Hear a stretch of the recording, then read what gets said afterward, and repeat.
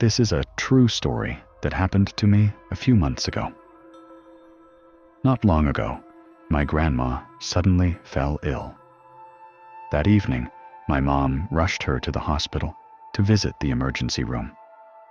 After the doctor's examination, they found she'd had a mild stroke and needed to stay for observation. In their hurry to leave, they didn't bring any essentials for a hospital stay. Around 11 p.m., my mom called me from the hospital, asking me to bring some basic clothes and toiletries for them. Our house isn't exactly close to the hospital. It's about a 20-minute ride by scooter. By the time I gathered everything and got to the hospital, it was nearly midnight. I parked my scooter, grabbed the bag, and walked into the hospital. My mom told me they were in a room on the 6th floor. So I headed to the elevator. It was late, and the first-floor lobby was practically deserted. The silence was eerie, almost suffocating, and the lights were dim, probably to save energy. I didn't think much of it at the time. I just stood there, waiting for the elevator. The red digital numbers ticked down slowly from 18. When it reached 1, the elevator dinged and the doors slid open. I stepped forward to get in, but froze, staring inside. The elevator was empty, which made sense since it hadn't stopped on any other floors on its way down. But there, in the middle of the elevator, was a blue hospital wheelchair, the kind you see all the time in places like this. And tied to the handles at the back was a white silk scarf. Maybe someone forgot to wheel it away, I told myself, trying not to overthink it. I stepped inside, pressed the button for the 6th floor, and the doors closed slowly. It was just me and that wheelchair in the spacious elevator. Honestly, I was a little creeped out. An empty wheelchair in an elevator at midnight? It felt off. So I stood as close to the door as possible, ready to bolt the second we hit the 6th floor. The red numbers climbed slowly. I didn't dare turn around. Finally, the elevator reached the 6th floor, and the doors opened. The hallway was dimly lit, just like the lobby. As I stepped out, a nurse was walking toward the elevator, heading downstairs. I nodded at her politely. I pulled out my phone to call my mom and ask exactly where the room was. But then, out of nowhere, the nurse spoke as she stepped into the elevator. "Ma'am, what floor are you going to?" A chill shot up from the soles of my feet. Who was she talking to? I was certain, 100% certain, that it had just been me and that wheelchair in the elevator. My hands trembled as I slowly turned my head to look back, but I was too scared to fully commit. By the time I half turned, the elevator doors were already closing. I didn't stick around. I bolted toward the nursing station, where there were more people, and called my mom to come meet me. I didn't mention a word of what just happened. I didn't want to worry her. She came, took the bag, gave me a few quick instructions, and told me to head home since it was late, and I had school the next day. The thought of taking the elevator back down made my stomach churn. But I had no choice. I couldn't bring myself to take the same elevator, though. So, I walked to the other side of the hospital to use an older one. I pressed the down button, silently chanting Amitabha in my head, my palms sweating buckets. The elevator arrived with a ding, and the doors slid open. I peeked inside and froze. It was like someone had pressed my pause button. There, in the empty elevator, was a blue wheelchair, and I knew it was the same one I'd seen before. because of the white silk scarf tied to the handles. My blood ran cold. How did this wheelchair get here? It was in the other elevator just minutes ago. Could the nurse have moved it? But why would she leave it in another elevator? And that question she asked, "Ma'am, what floor are you going to?" It echoed in my mind, paralyzing me. I stood there, unable to step inside, until the doors closed again. Panicking, I ran back to the newer elevator. Another one was coming down from the 8th floor. I pressed the button, and when the doors opened, I nearly collapsed with relief. There was no wheelchair, but there was someone inside, the same nurse from before, standing in the far corner of the elevator. I stepped in, gave her a nervous nod, and she smiled back faintly. I felt a little better, knowing I wasn't alone. The number 1 was already lit, so she must be going to the 1st floor too. Perfect. At least I had company. When we reached the lobby, I held the door open out of habit, waiting for her to step out first. But she didn't move. Confused, I turned to look at her. There was no one there. The elevator was empty. My heart stopped. Where did she go? I was standing right in front of the door. She couldn't have slipped past me without me noticing. It felt like someone had dumped a bucket of ice water over me in the dead of winter. My whole body was shaking, my legs barely holding me up. I stumbled out of the elevator, chanting Amitabha over and over, and dragged myself to my scooter. By the time I got home, it was past 1 a.m. I couldn't sleep. I left every light in my room on and blasted loud music to calm myself down. Because every time it got quiet, I swore I could hear that voice in my ear. "Ma'am, what floor are you going to?" A week later, my grandma was discharged, safe and sound. But even now, whenever I think about that night, a shiver runs down my spine.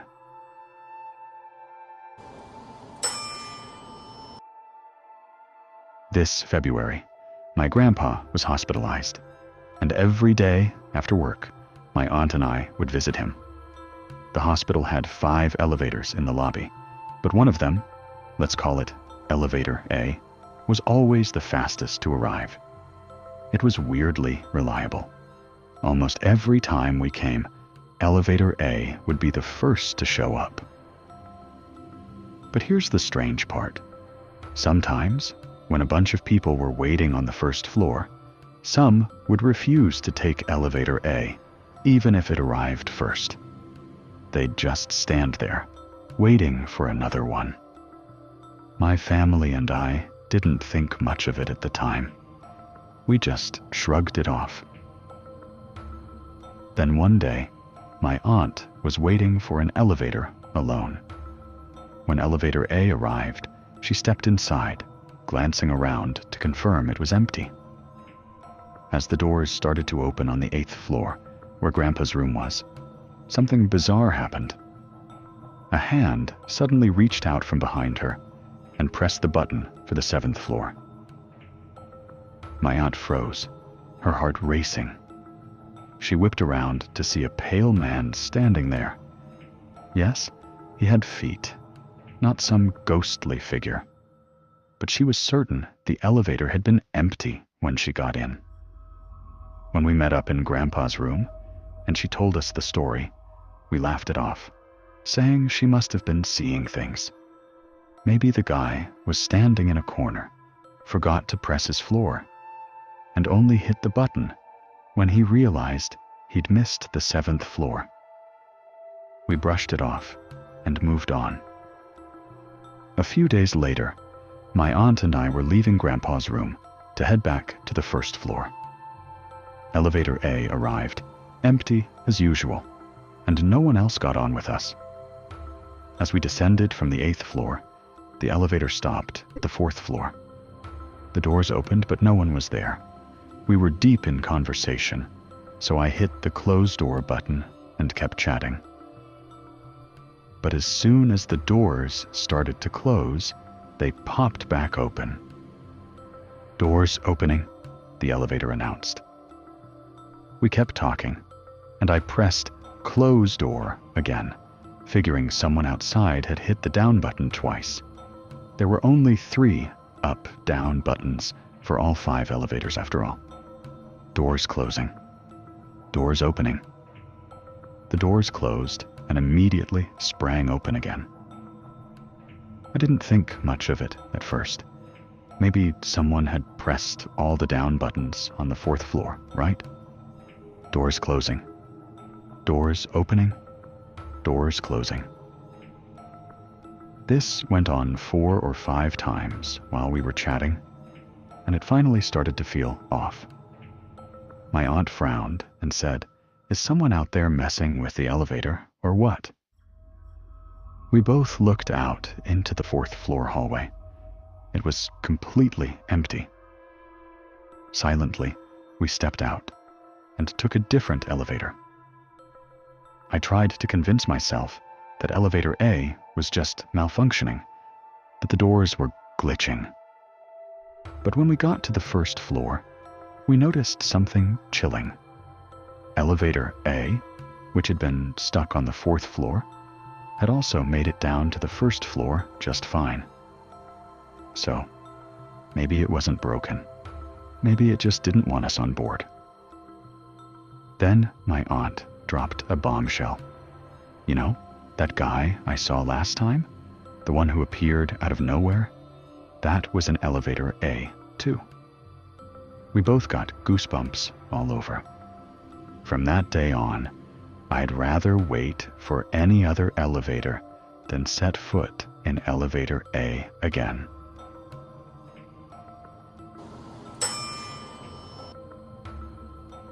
I still remember, back when I was a high school kid, about 10 years ago, I had this absolutely chilling experience. Back then, a ton of high schoolers in Taipei would head to cram schools around Taipei main station for extra classes in English or math. This particular memory is crystal clear. I had just finished a math class in a building right near a metro exit. My classmates and I were laughing and chatting as we piled into the elevator to head home.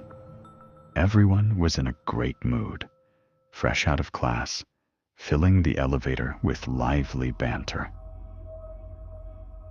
I was standing toward the back of the elevator with a friend, while another classmate near the control panel waited until the elevator was nearly full. They pressed the button for the 1st floor and hit the close door button. The doors slid shut, and the elevator started moving. But then, we realized it wasn't going down. It was going up. Even weirder, the only button lit up was for the 1st floor.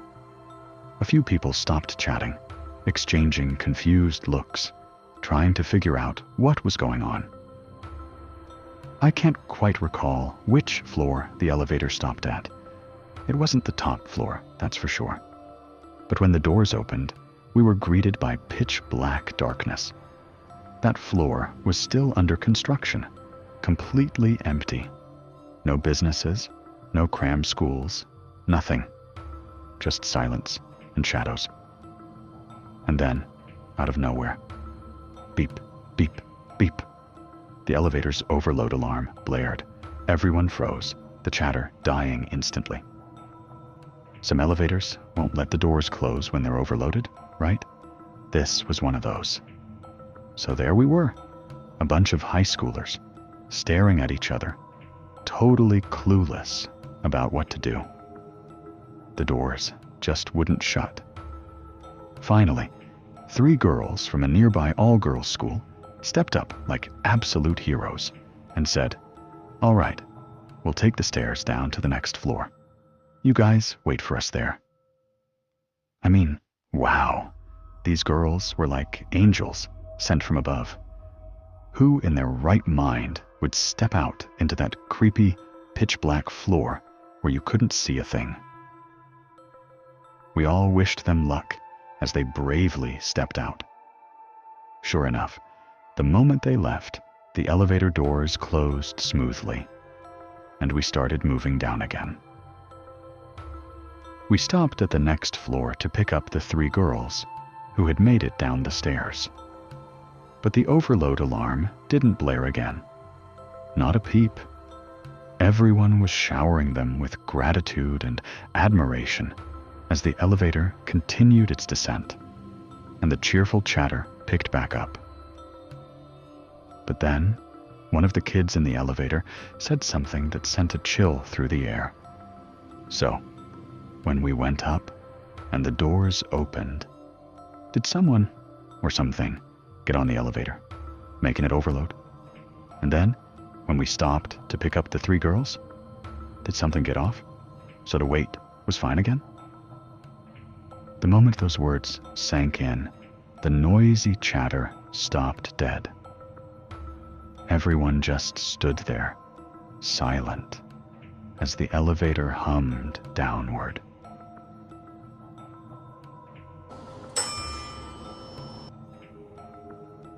I'm currently living off campus, and since my landlord didn't provide a water dispenser, we're left to fend for ourselves. Besides filling up my bottle before morning classes, I also grab a few extra bottles to fill when I go for my evening runs. This happened in mid-September. This semester, I joined the orientation committee, so I often stay late after practice sessions. For the sake of my health, I force myself to go running, even if it means finishing past midnight. By the time I'm done, I figure it's late, so I fill up my water bottles and head out. The building closest to the field shuts down at 10 p.m., so I have to go to the engineering building next door to get water. At night, it's usually deserted, except for a few design students or professors. No one sticks around in the classrooms. Unfortunately, the water dispenser on the 2nd floor was under maintenance, so I had to go up to the one on the 6th and a half floor. That's where I'm always alone. After filling my 4th bottle, worried I'd be too weighed down to carry more, I headed straight for the elevator. While sipping from one of the bottles, I kept an eye on my surroundings behind me. It's just a habit of mine. I was certain I was the only one on that floor. The entire place was dark, except for the faint glow of the emergency exit light near the elevator. I pressed the elevator button, stepped inside, and hit the button for the 1st floor, eager to get home and shower. But then, out of nowhere, I heard footsteps, someone running toward me from the end of the hallway. I didn't think much of it at first, figured they were rushing to catch the elevator, so I held the door open. But then, the sound of the footsteps stopped, right by the emergency exit door. Everything went silent. I muttered to myself, "Come on, if you're not here soon, I'm closing the door." I leaned my head out to check. Nothing. No one. What the hell? They were just running? How could they vanish like that? My mind raced. Maybe they took the stairs. But stairs don't explain it. No footsteps, no sound at all. A chill ran through me. I pulled back and slammed the close button. The door wouldn't close. Wouldn't close. Wouldn't close. I pressed it frantically, thinking, no way I'm this unlucky, right? Finally, the door shut. As the elevator descended, my mind was stuck on that person, or whatever it was. No one just stops dead silent like that. It's not normal. Ding. The elevator reached the 1st floor. The doors started closing again. I hadn't even stepped out yet, and the lights went dark. I fumbled for my phone turned on the flashlight and jabbed the open button. The lights flickered back on. Elevator doors closing, the automated voice announced. My heart raced as I mashed the button even faster. After what felt like an eternity, maybe 6 seconds, the doors finally opened. I bolted out, and just as I did, I heard it from behind me. A giggle. Hee hee. I whipped around, catching only my own shocked reflection in the elevator's mirror. Nothing else was there.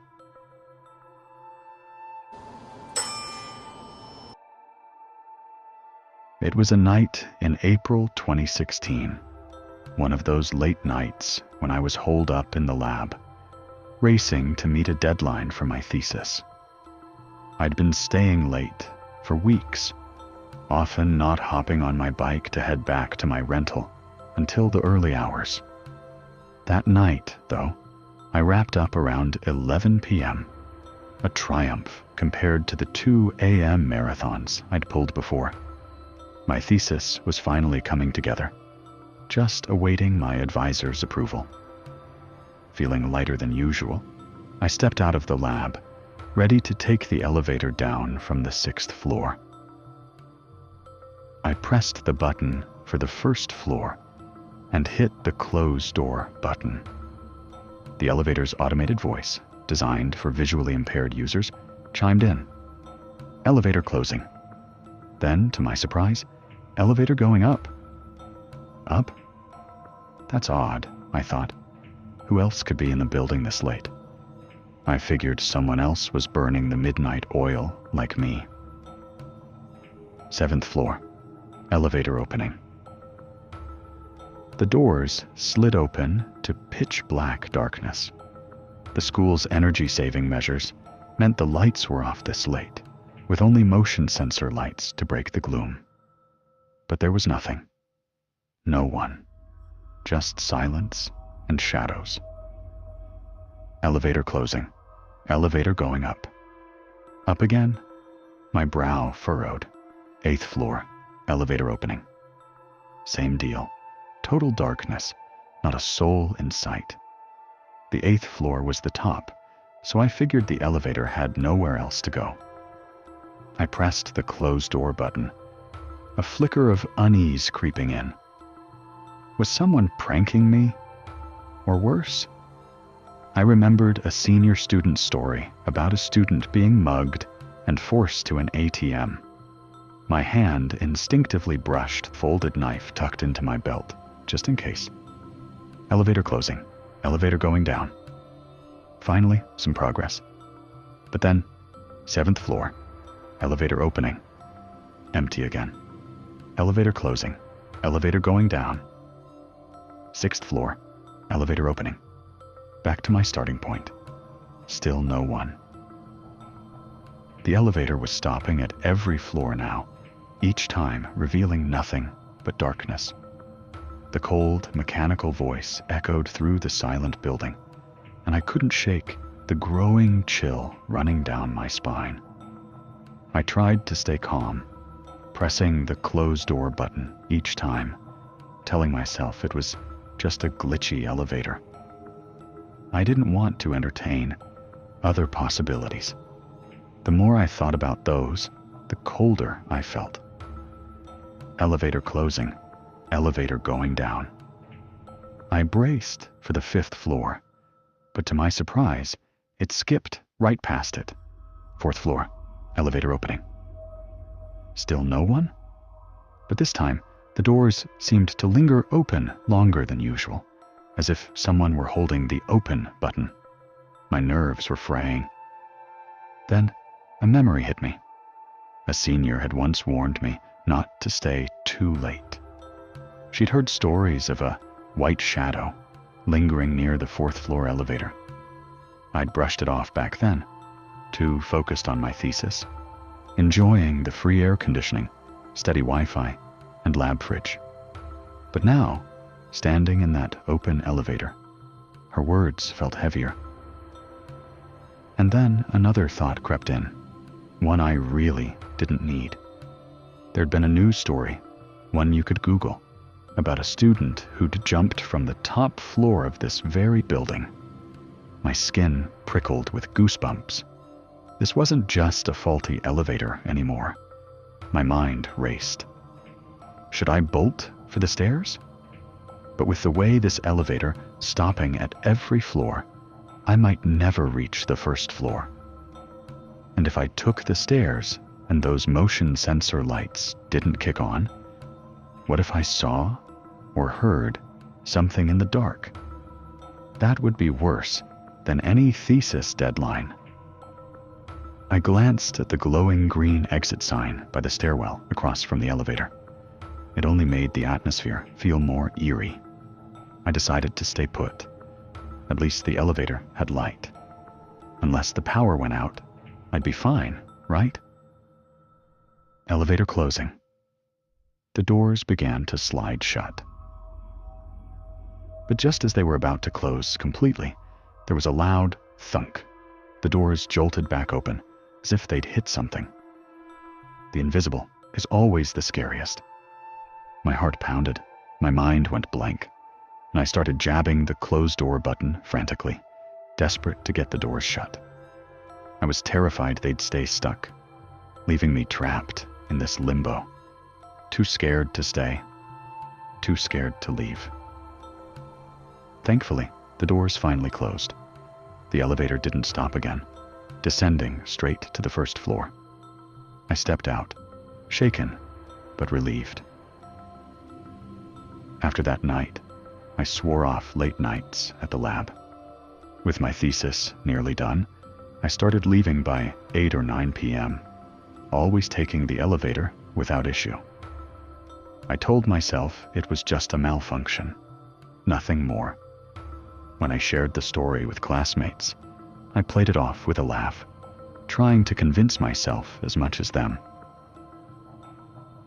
But then, something else happened that I still can't explain.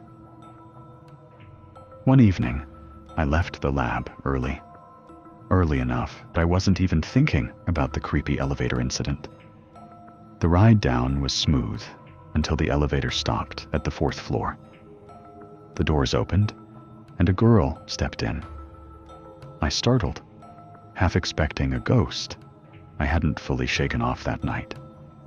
But she looks normal, rosy cheeks, solid legs, no transparency, just a regular student with a backpack. I chuckled to myself. You're being ridiculous.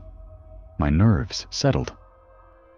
We reached the 1st floor, and I held the open door button, gesturing for her to go first.